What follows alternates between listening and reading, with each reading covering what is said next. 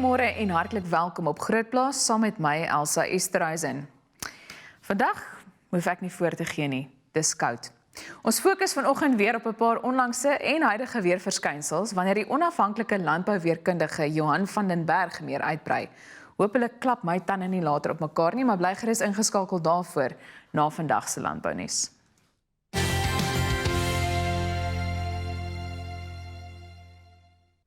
Quarantainebeperkings is sedert November 2019 op 9 van die 19 eiendomme wat deur back and closure geraak is in Limpopo opgehef. Dit was volgens 'n verklaring wat gister deur die Departement van Landbou, Grondhervorming en Landelike Ontwikkeling uitgereik is. Farmers Weekly berig, die woordvoerder van die departement, Reggie Nkobo, het gesê 'n verdere voordeel van die voortdurende pogings om Limpopo se jongste uitbreking van back and closure te bestuur, was dat Botswana onlangs die voorsorgverbod op die invoer van lewende beeste uit Suid-Afrika opgehef het. Hy het verduidelik dat Botswana dit gedoen het op voorwaarde dat hierdie beeste eers minstens 30 dae in kwarantyne geplaas is, vir back and closure getoets word en daarna onder toesig van die twee lande se veeartsenykundige owerhede uitgevoer word. Nkobo het bygevoeg sodra al die eiendomme in Limpopo as ook hulle omliggende gebiede wat deur back and closure geraak is, gesertifiseer is as vry van hierdie hoogs aansteeklike siekte wat diere aangetast het, die owerhede vir dieregesondheid aan 'n strategie sou werk om te versoek dat die Wêreldorganisasie vir Dieregesondheid Suid-Afrika se back and closure vrye status weer instel. Die uitvoerende hoof van die rooi vleisprodusente organisasie, oftewel die RPO, Gerard Skutte, het intussen gesê Suid-Afrika se rooi vleisbedryf is tevrede met die vordering wat gemaak is in die verband. Hy sê egter dat die bedryf onder geen illusies is dat veel meer werk in hierdie verband gedoen moet word voordat Suid-Afrika weer as back and closure vry verklaar kan word nie. En dan berig landbou.com dat die mededingingstribunaal Senwes se samesmelting met Suidwes onderhewig aan streng voorwaardes goedgekeur het. Dit sluit onder meer in dat die twee samesmeltende partye sekere graansilo's verkoop en 3 jaar lank jaarliks produksielenings van R20 miljoen aan swart boere verskaf. Dit volg nadat die mededingingskommissie wat groot samesmeltings ondersoek aanvanklik aanbeveel het dat die samesmelting voortgaan en kort daarna sy aanbeveling na 'n verbod op samesmelting verander het. Die samesmeltende partye het die aanbevelings betwis en die kommissie se teorieë oor die skade aan 'n mededinging verwerp. Daar is verder aangevoer dat Suidwes in finansiële nood verkeer en uit die mark sou tree as die transaksie nie plaasvind nie. Daar word verder berig, die samesmeltende partye het self voorgestel dat die transaksie aan sekere voorwaardes voldoen, wat toe die grondslag vir die tribunaal se besluit gevorm het. Dit het onder meer ingesluit dat die samesmelters afstand van sekere silo's sal doen, om sodoende mededinging te verhoog. Die voorwaardes is wel deur die loop van die verhoor aangepas. Daarmee vandag se landbounuus. Ons fokus vanoggend weer op 'n paar onlangse en huidige weerverskynsels. Die onafhanklike landbouweerkundige Johan van den Berg sluit nou by ons aan om oor hierdie klappertandkoue te gesels. So goeiemôre Johan en hartlik welkom. Ek hoop dat dit daar 'n bietjie warmer is as hier, maar ek twyfel. Môre Elsa. Nee, as jy gedink het dis koud daar by julle, moet jy vanmôre in Bloemfontein wees. Ek sien die voorspellings was gisterand -9 en hier waar ek sit, voel dit nogal na -9. So dis regtig waar koud. Ek is regtig jammer om te hoor, maar ja, bly maar warm en ek hoop jy het al jou eerste koppie koffie agter die blad. Maar Johan, wanneer 'n mens kyk na wat die laaste tyd gebeur het, jy weet, ek weet dat daar baie berig word oor die Kaap, as ook die reën, die koue, die sneeu ensovoorts. So wat sou jy uitsonder? Ek dink niemand het verwag dat ons vanjaar so 'n koue winter gaan hê nie. Ons projeksies aanvanklik was dat ons redelik mik na 'n matige winter. Ons het die afgelope amper wil ek sê 10, 12, 15 jaar het ons eintlik begin om al hoe warmer winters te hê. En ons het geglo globale verwarming dra by en dit is so, globale verwarming is daar. Maar ons het vanjaar met 'n spesiale situasie dat as 'n mens gaan kyk na die seeoppervlaktemperature oor die suidelike Indiese Oseaan, so dis hier in ons suidkus, suid van Madagaskar en dan ook die Atlantiese Oseaan suid van Kaapstad, is daai see temperature is so 2 tot 2-3 grade Celsius koeler as normaal. Nou, soos wat die koue fronte inkom en die polêre of die winde van die pole afwaai na die land toe of kom ons sê noordwaarts, dan waai die wind oor hierdie koue water. Nou dit gewoonlik ander jare is die water bietjie warmer as gemiddeld gewees of ten minste net gemiddeld en dit het veroorsaak dat daar daarom 'n bietjie verwarming is van hierdie lug wat uit die pole uitkom wat vanjaar nie die geval is nie. So ons sit eerstens met baie koue toestande as gevolg of deels as gevolg van dit en tweedens dan het ons ook baie goeie reën veral teen die Weskus gedeeltes gekry. Ons praat van die uiters droë gedeeltes daar by Springbok, Garries en die dele wat omtrent al 7, 8, 9 jaar in 'n droogte situasie is. En daar's plekke wat al tussen 100 en 150 mm gekry het. So veral die gebied waar die blomme is, vanjaar het baie goeie reën gehad. So as 'n mens ook 'n bietjie gaan kyk na hoe laag was die temperature. Ek het 'n bietjie gaan kyk na 'n plek soos Botawil hier in die Noordwes Vrystaat. En vanaf die begin van Julie tot die laaste tot gister was daar net 6 of 7 dae wat dit nie geryp het nie. En daar was temperature van hier rondom -10 gewees. Ons het die 14de Augustus nog 'n temperatuur van -5.5 gehad in Botawil. So ons sit met baie koue toestande. Maar ons het daarmee saam met ons soos ons sê die Weskaap baie goeie reën gehad oor groot gedeeltes en baie positief veral vir ons wintergrane wat nou in 'n kritieke stadium begin kom en dit lyk eintlik baie positief daar. Goed Johan, en ek weet jy waarsku ook gereeld of jy maan boere om seker te maak dat hulle vee beskut is teen die koue. So 'n mens moet dalk net so vinnig verwys na die belangrikheid daarvan ook in hierdie tyd.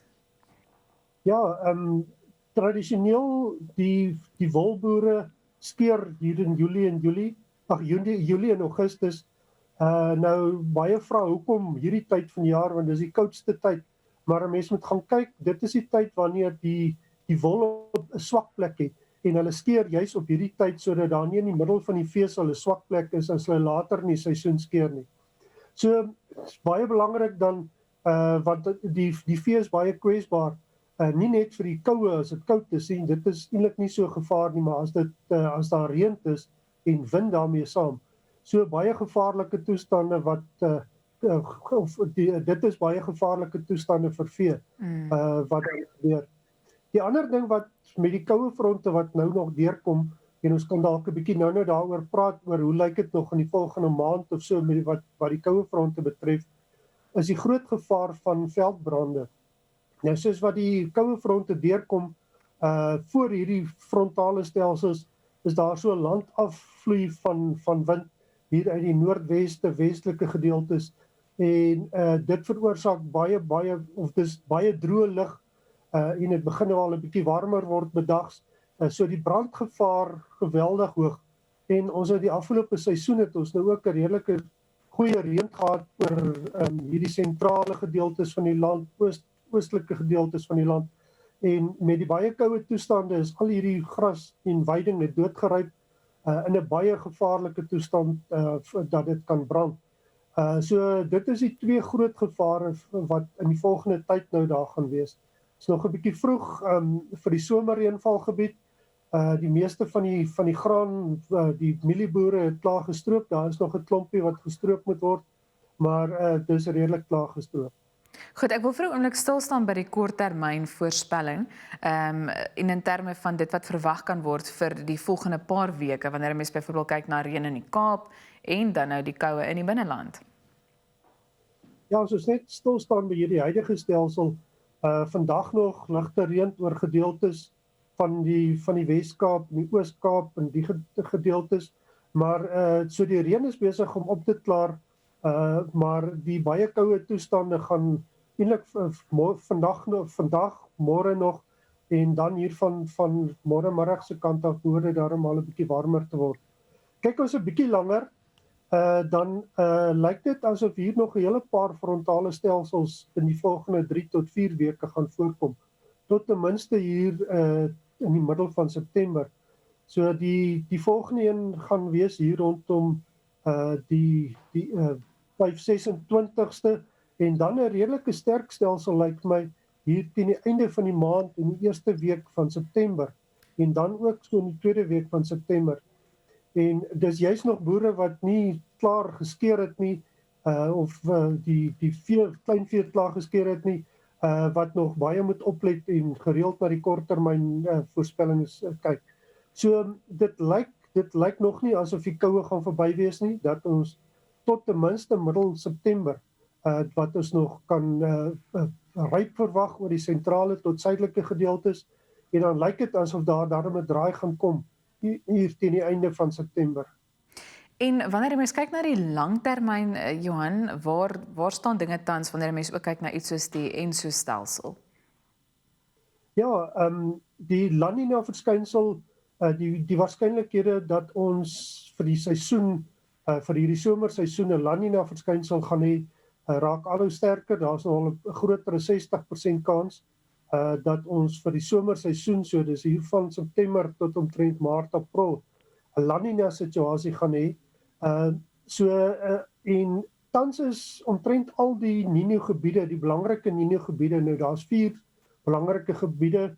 Nino 1 en 2 is so teen Suid-Amerika en dan Nino 4 is meer nader na Australië toe en dan Nino 3 en Nino 3.4 lê so in die middel daar. En almal van hulle is so tussen amper 0.5 graad tot omtrent 1 graad Celsius koeler as normaal alreeds. En wat dit ondersteun ook die dieper liggende laag van die oseane tot van die stille oseaan, die sentrale stille oseaan tot omtrent hier by 200-250 meter is die water al koeler of begin daar koeler water ontwikkel. Wat dit ondersteun dat hier 'n La Nina verskynsel gaan kom. So dis baie positief. En dan ook die Indiese Oseaan. Ons het reeds al gesê dat 'n groot gedeelte van die Indiese Oseaan, die suidelike of suidwestelike Indiese Oseaan, is al reeds koeler as normaal. En dit lyk ook asof die Indiese Oseaan vanjaar redelik gaan saamspeel om nie baie siklone en baie sterk laagdrukstelsels naby in die land te veroorsaak nie. En die gesamentlike rol dan van die La Nina, verwagte La Nina verskynsel en die Indiese Oseaan lyk asof ons redelike goeie somerreënval toestande gaan kry. Begin hier nou oor die suid en die ooskus gedeeltes in die volgende maand of 2 en dan hier na Oktober se kant toe oor die oostelike binneland en dan verwag ons hier van November oor die sentrale binneland wat dan kan uitbrei later ook oor die verre westelike gedeeltes. So dit lyk eintlik baie positief vir die gebiede wat nog steeds droogte getuister is ook. Want ons praat hier van groot gedeeltes van die Kalahari wat nog baie droog is. Ons praat van die Oos-Kaap is daar gedeeltes en dan is daar ook gedeeltes in Limpopo wat nog baie droog is. So dit lyk baie goed asof ons vanjaar ten minste 'n redelike goeie kans het dat daardie gedeeltes ook gaan reën kry.